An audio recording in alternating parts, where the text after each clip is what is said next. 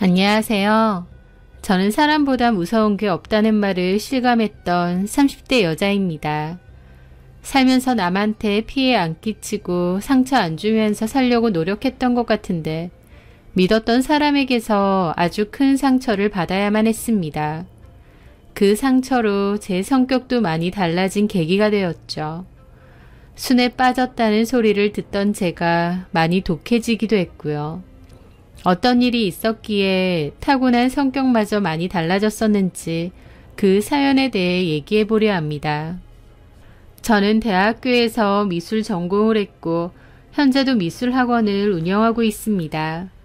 제 미술학원은 저희 부모님 건물에 위치하고 있어요. 그리고 이혼 전 제 남편의 가게도 같은 건물에 위치하고 있었습니다. 남편은 같은 건물에서 스포츠용품 판매점을 운영했었어요. 저희는 대학교 때부터 만나 5년 넘게 연애 후 결혼을 했습니다. 연애 기간이 짧지 않은 데다 결혼 전부터 양가 부모님들과 왕래를 했었어요. 그래서 가족들이 다 친하고 가까웠습니다. 남편은 저희 부모님에게 사위이자 아들 같은 존재이기도 했어요. 남편이 워낙 싹싹하고 다정다감한 성격이라서 부모님에게도 잘했고 저한테도 잘했었습니다. 남편과 저는 연애 때부터 가족 같은 사이였고 남녀 관계 이상의 끈끈함이 있다고 믿었습니다. 남편은 대학 졸업 후 의료기기 회사에서 영업 일을 하다가 그만두었어요. 그리고 방황을 하다가 저희 부모님의 제안으로 스포츠용품 판매점을 차리게 되었죠. 남편이 사장이긴 하지만 가게를 열어준 건 저희 부모님이셨습니다. 한 가족으로 생각했기에 저희 부모님도 그렇게 도와주신 거였죠. 가족끼리 다 같이 사이도 좋고 남편하고는 오랜 친구처럼 편안하게 잘 지내왔습니다. 제가 운영하던 미술학원도 잘 됐고 별다른 고민이 없었어요. 평탄하던 제 삶에 풍파가 일어나기 시작한 건 그 후배가 저희 학원을 들렀을 때부터였습니다. 대학교 때 제법 친했다가 졸업 후 연락이 끊겼던 후배가 어느 날 연락이 왔더라고요. 잘 지내느냐 보고 싶다 하면서요. 저는 학원을 운영 중이라고 하면서 학원 주소를 알려줬고 얼마 지나지 않아 저희 학원을 찾아왔습니다. 대학 졸업 후 몇 년 만에 본 거라서 너무 반갑더라고요. 그동안 어떻게 지냈느냐고 하니 그동안 연락 못해서 미안해요 언니. 실은 졸업 후에도 취업도 제대로 못하고 계속 엄마 간호를 좀 했어요. 언니도 알죠? 저희 엄마 아프셨다는 거. 그랬지. 지금은 좀 어떠셔? 돌아가셨어요. 반년 전에. 어머나, 정말? 아니 근데 왜 연락도 안 했어? 어떻게 갑자기 연락을 해요. 갑자기 제가 잠수 타고 연락 끊었었고 언니 결혼식도 초대받고도 안 갔는데. 그게 같아? 어머님 돌아가신 거면 당연히 연락했어야지. 간단하게 치렀어요. 언니도 알다시피 엄마가 워낙 오래 아프셨잖아요. 주변에 사람도 많이 없어서 가까운 친척들만 불러서 간소하게 끝냈어요. 나도 그동안 엄마 간호하느라 너무 지쳐서 그랬는지 눈물도 별로 안 나더라고요. 후배는 어머니가 오랫동안 아프다고 했었고 학교 다닐 때도 어머니 때문에 학교를 안 나오는 일이 종종 있었습니다. 어머니 외에 다른 가족은 없다고 했고 혼자 책임을 다 짊어지고 있었어요. 어린 나이에 참 고생이 많구나 안쓰러웠죠. 졸업 후에 연락이 끊겼고 제가 결혼한다고 청첩장을 보내도 연락이 없기에 어디 멀리 떠났나 했는데 몇 년 만에 만나 어머니가 돌아가셨다는 얘기를 듣고 꽤 놀랐습니다. 후배가 그동안 고생이 참 많았을 것 같아서 안쓰럽더라고요. 후배는 엄마도 돌아가셨고 돈도 다 쓰고 없어서 이제 본격적으로 일자리를 알아봐야 된다고 했습니다.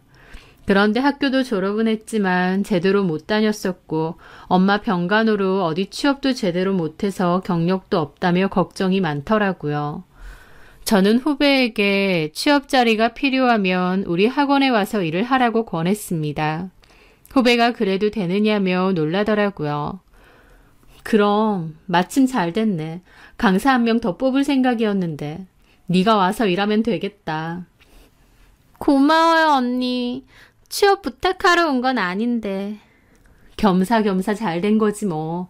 너 실력 좋은 거 알고. 고마워요. 언니는 여전히 참 착하네요. 내가 뭘 착해. 아니에요. 저는 언니만큼 착하고 모해한 사람은 잘 못 봤어요. 언니 알아요? 저 학교 다닐 때 언니 되게 부러워했어요. 내가 뭐 부러워할 만한 게 있어? 많죠.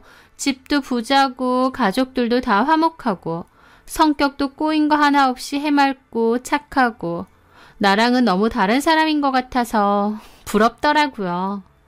게다가 오래 사귄 남자친구랑 결혼도 하고 이제 번듯한 학원도 운영하는 원장님이고 언니는 진짜 다 가진 것 같아요. 나를 그렇게 좋게 봐줘서 고마운데 우리 집 부자도 아니고 나도 성격적으로 꼬인 데 많아. 내 보기엔 네가 더 부럽다. 예쁘고 야물딱지고. 하여튼 다음 주부터 출근해서 일 배워. 네, 언니. 고마워요. 언니가 신경 써준 만큼 누가 되지 않게 열심히 해볼게요. 그렇게 후배는 저희 학원으로 출근을 하기로 했습니다. 원래 살던 곳에서 저희 학원까지의 거리가 너무 멀기에 인근으로 이사도 왔죠. 그동안 고생도 많이 했을 텐데 그래도 여전히 씩씩하고 뭐든 열심히 하려는 후배가 보기 좋았습니다. 후배는 저희 학원에서 열심히 아이들을 가르쳤고 저도 연락이 끊겼던 후배와 다시 인연이 된 게 기쁘기도 했었죠.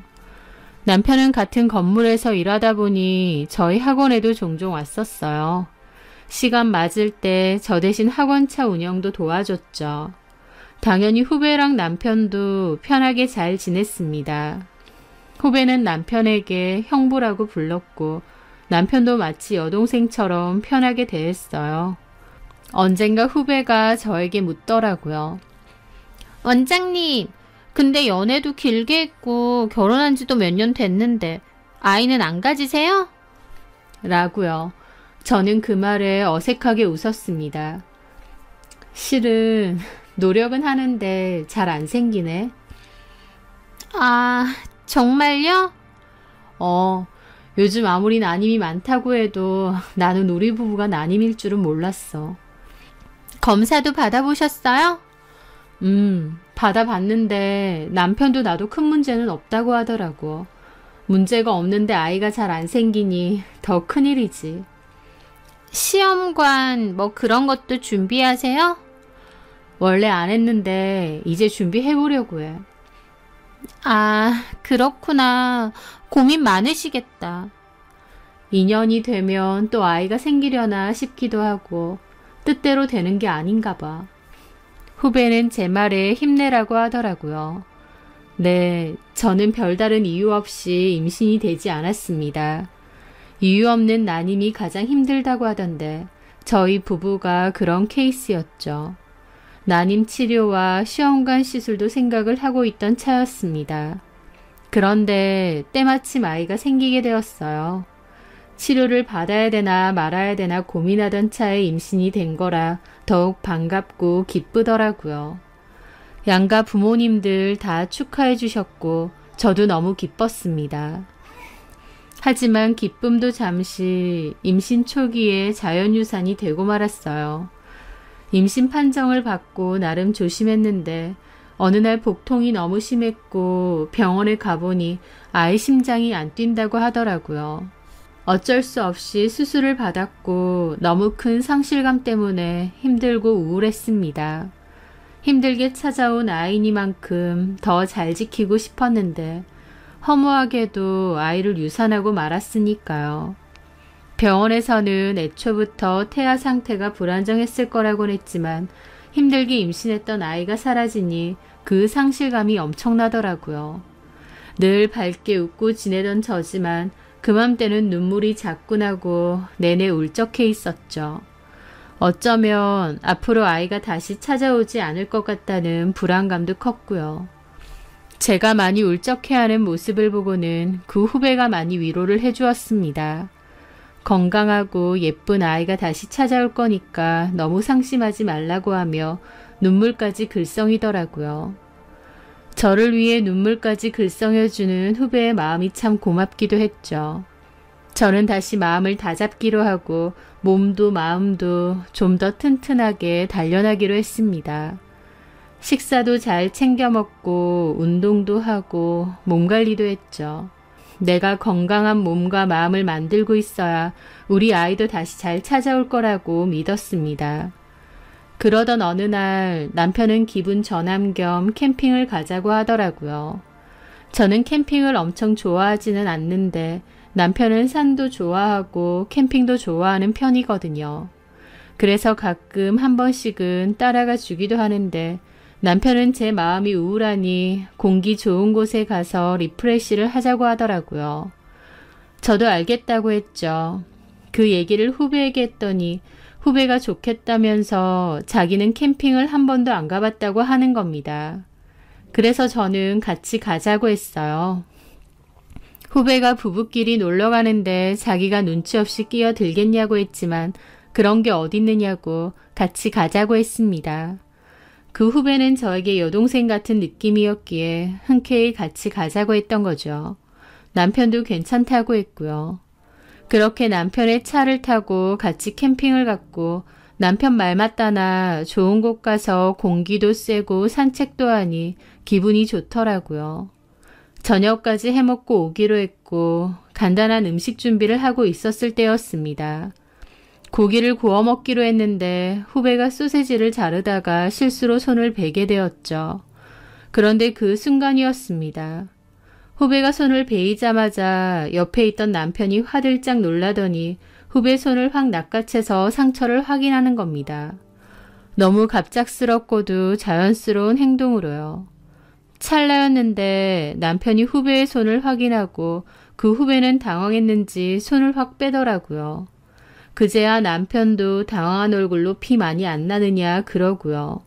그걸 지켜보고 있던 저는 벙쪘죠.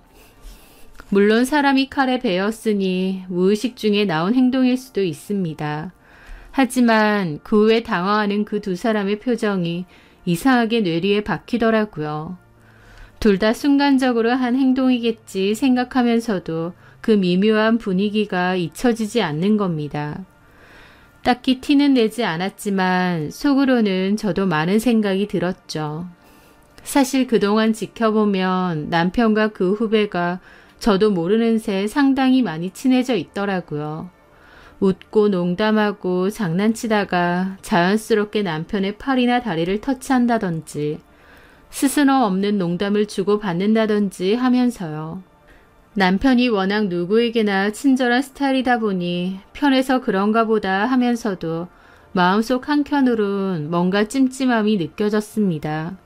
하지만 설마 내가 별 생각을 다 하는구나 하고 말았죠. 그런데 얼마 뒤였습니다. 볼 일이 있어서 남편 차를 제가 운전했었어요. 그런데 남편 차의 조수석 시트 사이에 무언가 있더라고요. 이게 뭔가 싶어서 봤는데 젤네일 매니큐어 조각인 겁니다. 젤네일은 통으로 잘 벗겨지기도 하는데 그 네일 조각이었던 거죠. 그걸 보고 저는 너무 놀랐죠. 남편은 주로 일을 할 때 차를 많이 썼고 혼자서 많이 타고 다니거든요. 그런데 그 차 조수석에 여자 네일 조각이 있을 이유가 뭐가 있겠나요? 게다가 그 네일 조각은 얼마 전 후배의 손에서 제가 봤던 매니큐어 색깔과 똑같았습니다. 후배는 평소 네일을 자주 받았습니다. 색깔도 좀 톤 다운된 색이 취향인 듯 자주 받았었죠. 저는 평소 네일을 받지 않고요.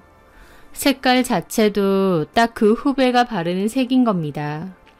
그걸 보는데 머릿속에서 설마 했던 일이 사실일지도 모른다는 확신이 번쩍 들더라고요.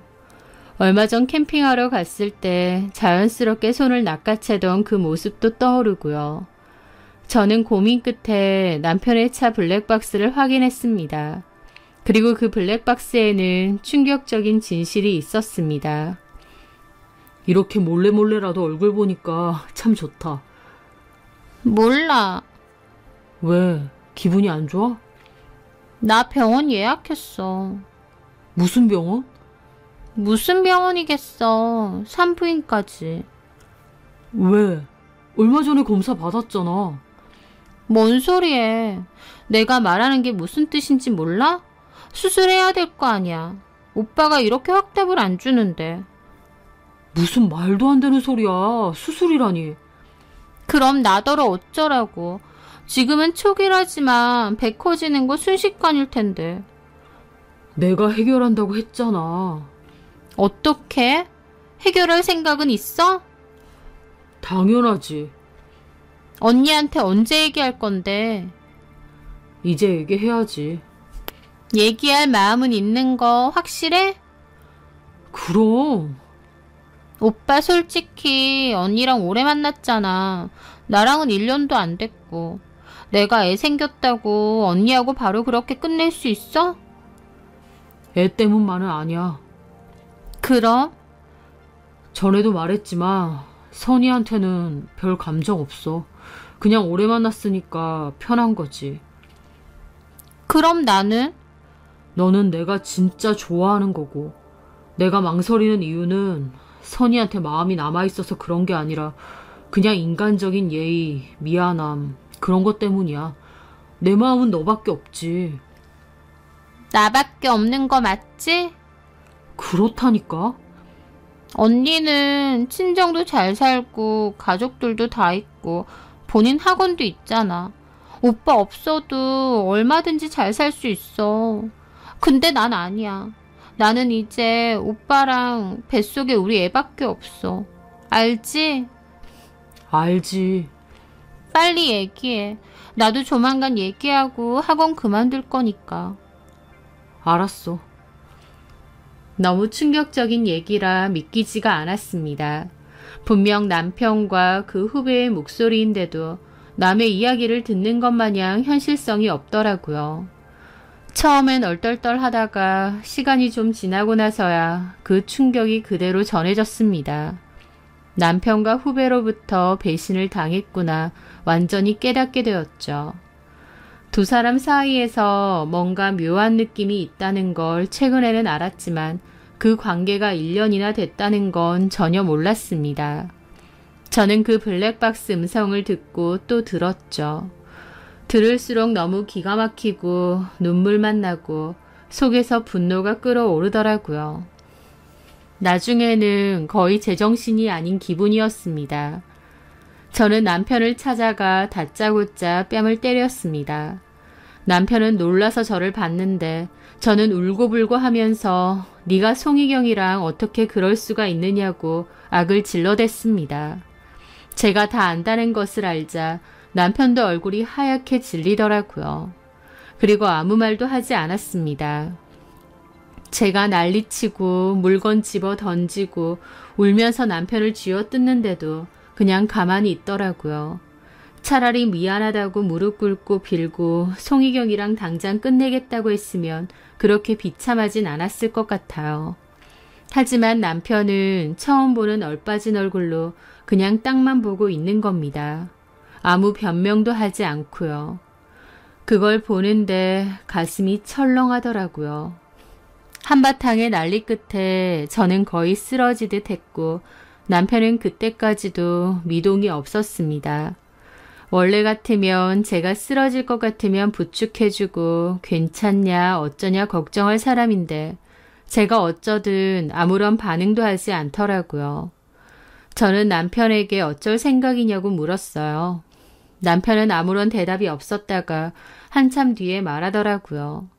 희경이가 내 애를 가졌다. 책임져야 될 것 같다 라고요. 저는 어떻게 나한테 이런 짓을 벌이냐고 변명이라도 해보라는데 할 말 없답니다. 제가 다 알고 온 거 아니냐고 하면서요. 저는 몰랐는데 남편은 그 후배랑 놀아나면서 마음속으로 저를 많이 정리했던 것 같아요.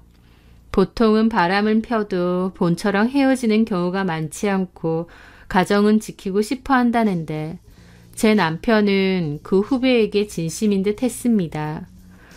저도 남편의 성격을 잘 아는데 사실 그 후배랑 바람을 피웠다는 것 자체가 이미 저한테서 마음이 떠났다는 뜻이라는 걸 짐작했어요. 남편은 미안하다며 헤어져 달라고 했습니다. 오히려 남편을 여전히 사랑했던 제가 남편을 붙잡았습니다. 못 들은 걸로 할 테니 그 후배랑 정리해라 라고 했죠. 그 후 저는 그 후배를 만났습니다. 너를 위해서 취업자리 마련해준 나한테 어떻게 이럴 수 있느냐. 몇 년 만에 찾아와서 기껏 한다는 짓이 선배 남편 뺏는 거냐 했고 그 후배는 미안하다고 눈물만 흘리더라고요. 제 남편을 너무 사랑한대요. 너네가 언제부터 사랑 타령을 했느냐 따져 물었더니 오빠도 자기도 이건 아닌데 하면서도 운명적으로 끌렸답니다. 울면서 운명이니 뭐니 하는데 참 우습고도 씁쓸하더라고요. 남편과 그 후배는 아마 둘이서 이루어질 수 없는 사랑이라도 하는 양 안타까운 커플인 양 착각하는 것 같았거든요. 저는 쇼하지 마라. 너랑 내 남편은 더러운 불륜관계일 뿐이다. 이혼은 못해준다. 네 뱃속의 아이는 나 키우던지 지우던지 네 마음대로 해라. 그랬습니다. 그 후배는 더 이상 학원에 나오지 않았고 잠수를 탔어요. 그리고 저희 남편도 집을 나갔습니다. 저도 모르는 새 짐을 다 싸서 나가버렸더라고요. 당연히 가게도 문을 닫아버렸고요. 저한테 미안하다. 가게 열쇠는 올려놓고 가겠다라는 편지와 함께요. 나한테 이런 일이 생겼다는 게 믿어지지가 않았습니다. 언제부터 이렇게 잘못되었을까 싶기도 하더라고요. 그 후배가 몇 년 만에 나를 찾아왔을 때 내가 왜 오지랖 넓게 우리 학원 취업을 시켜줬을까? 왜 우리 남편이랑 종종 3명이서 밥 먹고 커피 마시고 놀았을까? 왜 남편에게 한 번씩 희경이 좀 태워다 주라고 했을까? 내 무심함이, 내 오지랖과 쓸데없는 배려가 너무 한심하게 느껴졌습니다. 마치 제가 나서서 그 둘을 연결시켜 준 것 마냥 느껴지기도 했죠. 남편을 너무 믿었고 나한테 그런 일이 있을 거라고는 생각 못했으니까요. 사실 그 두 인간들은 어떻게 하든 눈이 맞았을 건데 제가 어떻게 한들 무슨 상관이었겠나요. 그냥 그 둘이 그런 인간들이었을 뿐이었겠죠. 하여튼 그 둘은 집을 나갔고 양가 부모님도 그 사실을 다 알게 되었습니다. 시부모님은 아들과 그 여자 찾아내서 끝장내겠다며 미안하다고 하셨지만 별로 기대는 하지 않았습니다. 문제는 저희 부모님이었습니다. 제 남편을 아들 같은 마음으로 대하고 생각했는데 그런 사위가 바람을 피고 일방적인 이혼을 요구하며 집까지 나간 상황이었으니 저희 부모님의 충격과 배신감이 엄청 크셨거든요. 엄마는 따로 남편에게 장문의 문자도 여러 통 보내시고 설득도 하신 것 같았습니다. 그런데 남편은 엄청 차갑게 엄마에게 대했어요. 예전에 그 싹싹하고 착하던 사이는 어디 가고 불편하니 연락하지 마셔라. 이렇게 하셔도 안 돌아간다. 내 마음에 죄책감을 자꾸 심어주지 마셔라. 우리끼리 해결할 문제인데 앞으로 연락하지 마시고 나서지 마셔라. 찬바람 쌩쌩 불게 말했다더군요. 엄마한테 그렇게 말했다는 걸 알고 저도 너무 화가 났습니다. 조금만 기다려달라는 시부모님 봐서 참고 있었는데 남편의 아나무인 태도에 위자료 소송을 걸었어요. 남편은 제가 소송을 걸어도 답변서도 제대로 안 내고 회피만 하더라고요. 저는 남편이 그토록 무책임한 인간인지 그때 여실히 깨달았습니다. 그맘때 저는 남편 때문에 스트레스를 너무 많이 받고 힘들어서 살도 엄청 빠지고 건강도 몹시 안 좋아지게 되었습니다. 그 와중에 결국 팔은 안으로 굽는다고 시부모님도 나중에는 저에게 이혼해 주라고 저보고 놔주라고 설득을 하시더라고요. 그맘때 후배가 이미 만삭이었고 곧 손주를 본다 생각하니 시부모님도 저에게 이혼을 종용하신 거죠. 그럴수록 저는 너무 분통 터져서 더 이혼 안 해준다고 하고 싶었는데 그맘때 저희 부모님 건강까지 안 좋아졌습니다. 제 상황을 가장 가까이서 부모님이 지켜보면서 부모님 건강까지 안 좋아졌던 거죠. 나는 둘째치고 부모님한테까지 참 몹쓸 짓 하는구나 현타가 제대로 왔어요. 그리고 한편으론 내가 이혼 안 해주고 버텨봤자 결국 내 속만 뒤집어지고 나만 힘든 일이겠구나 싶었습니다. 그래서 결국 이혼을 결심했어요. 더 이상 버티고 싶지 않았던 거죠. 이혼을 결정하고 나니 간단했습니다. 애초에 남편 몫의 재산이 별로 없었던 데다 그나마 있던 재산도 다 제 것이어서 나눌 재산도 없었어요. 남편도 주장하는 게 없었고요. 제가 남편에게 받아낼 만한 건 위자료 뿐이었습니다. 후배가 임신까지 했고 출산이 임박하던 때이기 때문에 외도 사실은 인정이 되었고 저는 남편과 그 후배에게 위자료를 받아내고 이혼을 해주었습니다. 제 주변에선 누구 좋으라고 쉽게 이혼이냐, 절대 해주지 말고 그 애도 호적에도 못 올리게 버텼어야지 라고도 했지만 더 이상 제 마음 깎아먹으면서 그러고 싶지 않았고 부모님한테도 못할 짓 같더라고요. 그렇게 이혼을 했고 남편과 저는 남남이 되었습니다. 부모님 생각해서 앞에서는 정말 씩씩하고 밝게 지내려고 했지만 가장 믿었던 두 사람이 저를 배신했다는 생각에 사로잡혀 한 번씩은 정말 땅굴을 파고 들어가는 느낌이 들 정도로 우울하기도 했고 정신과 치료를 받기도 했습니다. 하지만 그럴수록 제 일을 열심히 하고 부모님과 시간 많이 보내면서 마음을 애써 많이 달랬던 것 같아요. 속은 어떨지언정 겉으로는 아무렇지 않게 지내려 했죠. 그렇게 남편의 외도와 이혼은 아무러지지 않은 상처가 되어 제 마음 한구석에 남아 있었습니다. 이혼을 의도적으로 남편과 그 후배의 소식을 듣지 않으려 했어요. 그럼에도 어쩔 수 없이 제 귀에도 들리더라고요. 그런데 좀 놀랐던 것은 그 후배가 아이를 출산했는데 아이가 많이 아프다는 겁니다. 출산 전 뱃속에 있을 때부터 심장이 별로 좋지 않다는 판정을 받았고 출산과 동시에 수술을 받고 소아병동에서 생활한다고 하더라고요.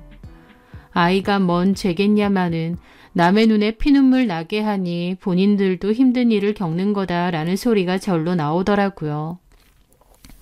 하여튼 그 뒤로 저는 저희 남편과 그 후배를 아는 이들에게 더 이상 그것들 소식은 전해주지 않아도 된다고 했습니다.